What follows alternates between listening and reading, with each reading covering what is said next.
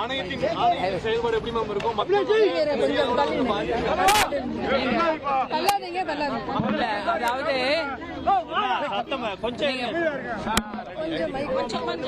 குறைபாடுகளை களையணும் தான், அதுக்குதான் ஆணையம்.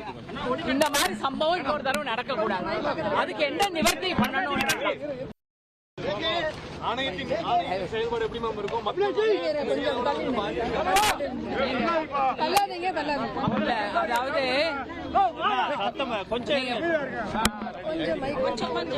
குறைபாடுகளை களையணும் தான், அதுக்குதான் ஆணையம். இந்த மாதிரி சம்பவம் இன்னொரு தடவை நடக்க கூடாது. அதுக்கு என்ன நிவர்த்தி பண்ணணும்? குறைகள் களையப்பட வேண்டும். இதுபோன்ற சம்பவம் இனி நடக்கக்கூடாது.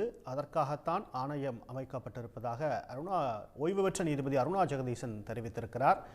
கரூரில் கூட்ட நெரிசல் ஏற்பட்ட அந்த இடத்தில் தன்னுடைய விசாரணையை தொடங்கி இருக்கிறார் ஓய்வு பெற்ற நீதிபதி அருணா ஜெகதீசன்.